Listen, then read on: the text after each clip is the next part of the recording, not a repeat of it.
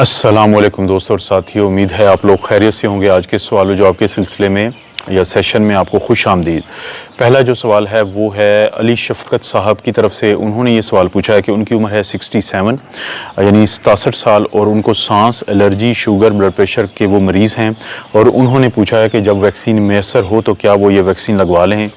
तो अली शफ़क़त साहब, मेरी आपसे रिक्वेस्ट है कि अगर जब भी आपको वैक्सीन मैसर होगी, अगर आप पाकिस्तान में हैं, तो जिसका तरीका ये है कि आप, क्योंकि जो पहला फ़ेज़ है उसमें फ्रंट लाइन हेल्थ वर्कर्स को वैक्सीन दी जा रही है और दूसरा जो मरहला होगा उसमें वो लोग जिनकी उम्र ज़्यादा है या वो एट रिस्क हैं तो उनको वैक्सीन दी जाएगी। तो मेरी आपसे ये रिक्वेस्ट है कि आप 1166 पे SMS करेंगे अपना नेशनल ID कार्ड नंबर, तो वहाँ से आपको ये बता दिया जाएगा कि अभी आप एलिजिबल हैं, हकदार हैं या अभी आपको इंतज़ार करना है। उसके बाद वो आपको ना सिर्फ ये कि इस बारे में आगाही देंगे बल्कि आपको सेंटर भी बताएंगे और अगर पहले 5 दिन में आप अपना सेंटर चेंज भी करवाना चाहें, क्योंकि वो सेंटर होगा आपके मौजूदा पते के मुताबिक, तो वो भी आप करवा सकते हैं। और उसके बाद जिस दिन आपके सेंटर पे वैक्सीन अवेलेबल हो जाएगी तो आप वहाँ पे तशरीफ़ ले जाएंगे, वहाँ पे वो आपको आपकी शिनाख्त के बाद आपको वैक्सीन लगाएंगे और 30 मिनट के लिए आपको स्टे करना होगा और आपका जो इंदराज है वो भी हो जाएगा।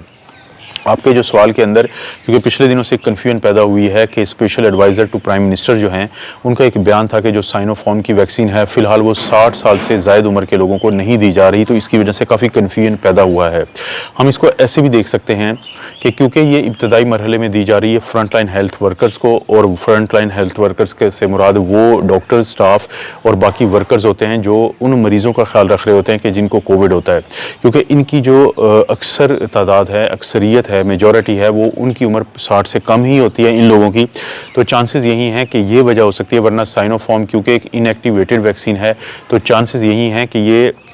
75 यानी 75 साल से कम उम्र के लोगों को तो अमूमी तौर पे दी जा सकती है। लेकिन फिर भी जो मैंने आपको तरीका बताया कि आप 1166 पे अपना जो नेशनल ID कार्ड नंबर है उसको SMS करके इसके बारे में किसी भी वक्त आप ये बात जान सकते हैं और आपको लगवानी चाहिए, क्योंकि आपको कुछ रिस्क फैक्टर्स हैं।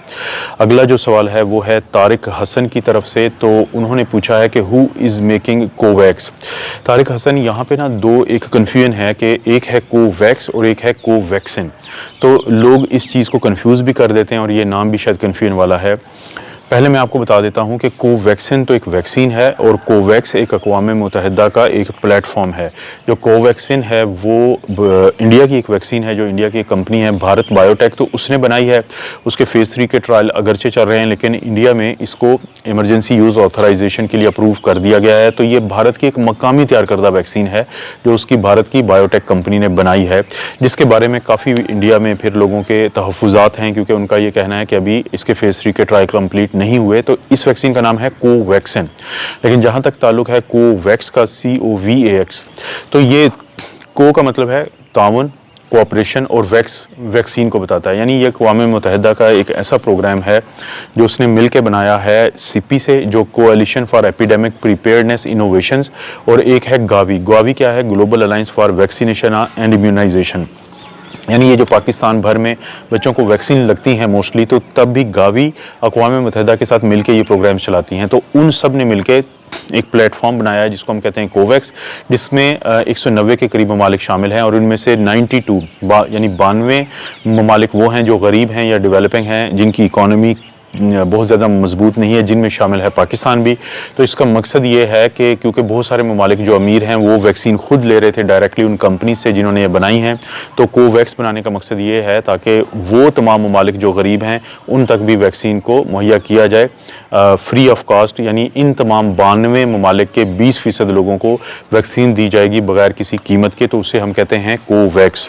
मोहम्मद जमील आहिर साहब ने पूछा है कि मेरे वालिद साहब की उम्र 65 साल है, उनकी 1 साल से सांस की बीमारी है और इन्हें हर दूसरे दिन स्टीरॉयड लगता है। तो वो ये पूछ रहे हैं कि जो स्टीरॉयड का इंजेक्शन है क्या उसकी वजह से वो महफूज रहेंगे। जमील आहिर साहब, जो स्टीरॉयड है इसका बड़ा ज़बरदस्त रोल निकला है कोविड के ट्रीटमेंट में। इसके से बचाने में इसका कोई रोल नहीं है, स्टीरॉयड का कोई प्रिवेंशन में रोल नहीं है। लेकिन वो लोग जिनमें कोविड होने के बाद हालत इतनी ख़राब हो गई हो कि उनको ऑक्सीजन लग गई हो, तो उनके अंदर फिर जो ये स्टीरॉयड्स होते हैं ये बड़ा अहम रोल अदा करते हैं, ख़ासतौर पे डेक्सामेथासोन। लेकिन वो लोग जिनको ऑक्सीजन ना लगी हो, जिनकी हालत बहुत ज़्यादा ख़राब ना हो, सिर्फ उनको कोविड हो और हल्की अलामात हों, तो उनको स्टीरॉयड हम नहीं देते। तो अगर आपके वाले साहब पहले से स्टीरॉयड ले रहे हैं या सांस की बीमारी जो अगर हो सकता है दमा ही हो तो उसके लिए ले रहे हैं, तो वो दवाई को जारी रखेंगे। लेकिन स्टीरॉयड की वजह से उनको कोई हिफाजत नहीं है, प्रिवेंशन नहीं है। लेकिन खुदा न खास्ता वो मरीज़ जिनकी हालत किसी हद तक ख़राब हो जाए कोविड के बाद, तो स्टीरॉयड उनमें बहुत अहम रोल अदा करते हैं, बहुत अहम किरदार अदा करते हैं उनकी हालत को बेहतर करने में। उसके बाद जो अगला सवाल है वो है मोहसन अबरार साहब की तरफ से। उनका ये कहना है कि साइनोफार्म अगर ज़्यादा सेफ़ है तो 60 से 60 साल से ज़ायद उम्र के लोगों को क्यों नहीं लग सकती, और अगर नहीं लग सकती तो फिर हमारे जो पेरेंट्स हैं हम उनको कैसे सिक्योर करें या उनकी कैसे हिफाजत करें। तो साइनोफार्म की वैक्सीन 2 डोज़ की है। ये इनएक्टिवेटेड वायरस है, यानी इसमें वायरस ज़िंदा नहीं होता बल्कि मुर्दा होता है, तो इसलिए इस तरह की वैक्सीन को सबसे ज़्यादा सेफ़ समझा जाता है। लेकिन क्योंकि पिछले दिनों जो special adviser to prime minister हैं, उनके एक टीवी टॉक शो में, प्रोग्राम में उनका एक बयान था जिसकी वजह से किसी हद तक कन्फ्यूजन पैदा हुई। लेकिन मेरा एज ए डॉक्टर ख्याल है कि साइनोफार्म की जो वैक्सीन है वो इब्तदाई मरहले में तो फ्रंटलाइन हेल्थ वर्कर्स को लगेगी, लेकिन अगले मरहले में वो ज़ायद उम्र यानी 60 साल से ज़ायद उम्र के वो लोग भी जिनको मुख्तलिफ़ किस्म की बीमारियां होती हैं, शुगर, ब्लड प्रेशर की, तो उनको दी जाएगी। लेकिन वो लोग जिनकी उम्र बहुत ज़्यादा हो, जैसे 80-90 साल है और उनका जो पाकिस्तान की तबई उम्र है उसके वो उस एंड के करीब है कि जहाँ पर उनकी ज़िंदगी किसी छोटे भी साइड इफ़ेक्ट की वजह से खुदा न खास्ता मुश्किल में पड़ सकती है, तो उनके लिए कोई भी जो वैक्सीन है वो बेहतर है कि ना दी जाए। क्योंकि यही हम देख चुके हैं कि नॉर्वे में भी ये हुआ था कि वैक्सीन लगने के बाद वो बिल्कुल जो हल्के साइड इफ़ेक्ट आते हैं हर शख्स में आते हैं, बुखार है, कोई वॉमिटिंग हो सकती है, जिस्म में दर्द हो सकता है, तो वो छोटे से साइड इफ़ेक्ट उनके लिए बहुत बड़े साबित हुए क्योंकि वो पहले से ही उनकी उम्र बहुत ज़्यादा थी। तो जहाँ तक आपके वालिद साहब का है तो उनको अगले मरहले में लगेगी, लेकिन जब तक किसी भी शख्स को किसी भी वजह से अगर वैक्सीन नहीं लगती है तो उनको जो SOPs हैं जिसमें मास्क का पहनना है, हाथों को धोना है, फ़िज़िकल डिस्टेंसिंग को बरकरार रखना है, तो वो हर सूरत इस चीज़ को फॉलो करें ताकि वो इस वायरस से बच सकें, और इस वायरस से बचना ज़रूरी है सब लोगों के लिए इंशाअल्लाह। आमिर खान साहब ने पूछा है कि अगर N95 जो मास्क होता है उसको सर्फ से धोकर इस्तेमाल कर सकते हैं क्या, और कितने दिन बाद वॉश करके इस्तेमाल करना चाहिए। आमिर, N95 कोशिश करें कि आपके पास 2 हों। अगर आपने एक जो मास्क है उसमें छींक मारी है या आपको लगता है कि अब आप ये मास्क जो है ये ख़राब हो सकता है, इस पे वायरस हो सकता है, इसके अंदर वाली साइड पे भी, बाहर वाली पे तो ज़ाहिर होता है और आपने इसको हाथ नहीं लगाना होता है, तो आप उस मास्क को किसी भी अलहदा जगह पे 3 दिन के लिए अगर रख दें तो उस पर अगर कोई वायरस है भी तो वो ख़त्म हो जाएगा, वो नहीं रहेगा, इनएक्टिव हो जाएगा, या वो जिसको हम इंग्लिश में कहते हैं डिसइंटीग्रेट, के वो आपको इन्फेक्शन नहीं दे सकेगा। तो आप दूसरे वाला मास्क इस्तेमाल कर सकते हैं। लेकिन अगर आपको लगे कि आपका मास्क ख़राब है, वो गंदा हुआ है, तो आप उस मास्क को सर्फ़ के साथ बिल्कुल धो सकते हैं। उसको सर्फ़ में रखें कुछ देर, घंटे के लिए, 2 के लिए, 3 के लिए, और उसके बाद उसको वॉश कर दें रनिंग टैप वाटर से यानी पानी से, और उसके बाद उसको धूप में रखें। और आप ये जो आपका N95 होता है आप हफ्ते बाद भी धो सकते हैं। ये अगर वो गंदा नहीं है, अगर वो आपको नहीं लगता कि वो ख़राब नहीं हुआ है, तो आप उसको इस्तेमाल कर सकते हैं। और कोशिश करें कि आपके पास 2-3 हो, और जब आपको लगे कि आप अभी इसको इस्तेमाल करते हुए कुछ टाइम हो गया, मैं N95 की बात कर रहा हूँ, क्योंकि जो सर्जिकल मास्क हैं वो तो 10 रुपये का पाकिस्तान में मिलता है, तो आप चेंज भी कर सकते हैं, तो बिल्कुल धोया जा सकता है। और उसको आप फिर धोने के बाद कोशिश करें कि अगर आपके पास 2 या 3 हैं तो आप 3 या 4 दिन के बाद एक को धो सकते हैं अगर आपको लगता है कि वो किसी हद तक ख़राब है। लेकिन उसको फिर आप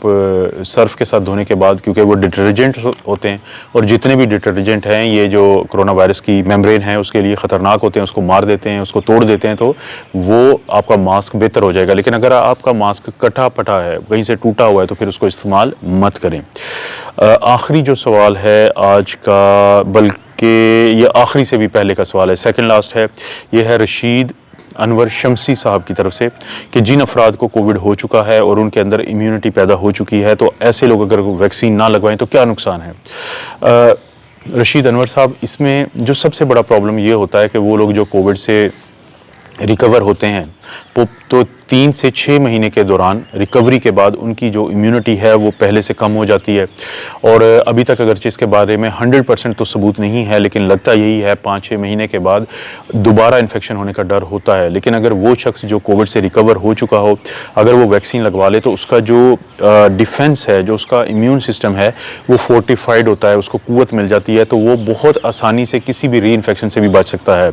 और दूसरा ये कि जो हम नई स्ट्रेन की बात सुनते हैं, अभी तक जो वैक्सीन के ट्रायल हुए हैं उसमें देखा गया है कि अगरचे पुरानी स्ट्रेन की निस्बत नई स्ट्रेन के खिलाफ हमारी वैक्सीन बहुत ज़्यादा कारआमद तो नहीं है, लेकिन 50-60% कारआमद हैं, जो कि बहुत बड़ी बात है। तो अगर खुदा न खास्ता अगर आप रिकवर होने के बाद कल किसी नई स्ट्रेन से भी आपका सामना होता है, तो ये जो लगाई गई वैक्सीन है ये आपको बहुत ज़्यादा मदद करेगी उससे महफूज रहने में। आज का जो आखिरी सवाल है वो मामा मामी यानी ये उनका नाम है के व्यूअर जो हैं, तो उन्होंने पूछा है कि सर आप जो इन्फॉर्मेशन देते हैं रोज़ाना की बुनियाद पे वो कोई और नहीं देता, और उन्होंने फिर कुछ मुझे दुआएं दी हैं। पहले तो मैं उन दुआओं के लिए बहुत ज़्यादा शुक्रगुजार हूं, और दूसरा बात यह है कि मेरी पूरी एक कमिटमेंट है, मेरा इंशाल्लाह वादा है आप लोगों से कि जब तक पैंडेमिक है तो मैं कोशिश करूँगा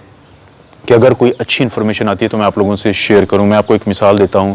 कि गुज़िश्ता रात तक मेरा प्लान था कि मैं वीडियो बनाऊंगा, लेकिन वो कोविड पे नहीं होगी, बल्कि एक और टॉपिक था, कोई एक छोटी सी मुख्तसर सी बात थी। लेकिन जब रात को लेट नाइट ये स्पुतनिक 5 की रशियन वैक्सीन के बारे में बहुत ज़बरदस्त खबर आई, तो फिर मैंने मुनासिब समझा कि क्योंकि आजकल कोविड का टाइम है, लोग ज़्यादा से ज़्यादा जानना चाहते हैं इस बारे में, तो फिर मैंने वो वीडियो बनाई। आपकी दुआओं का शुक्रिया, क्योंकि ये सिर्फ आप लोगों की दुआओं और आप लोगों की साथ की वजह से है कि बहुत सारी मुश्किलों के बावजूद मैं इस चीज़ पे डटा हुआ हूँ कि मैंने आप लोगों को अपडेट रखना है, आप लोगों को इन्फॉर्म करना है, और ये सपोर्ट और दुआएं मुझे ज़रूर चाहिए आप लोगों की। आप लोगों से दरख्वास्त है कि आप अपने इन कमेंट्स को जारी रखें, आप सवाल ज़रूर पूछें, क्योंकि आप लोगों की वजह से मैं बहुत ज़्यादा एजुकेट होता हूँ। मैं भी कोशिश करता हूँ कि जिस हद तक मुमकिन हो आप लोगों को इन सवालों के जवाब दूँ।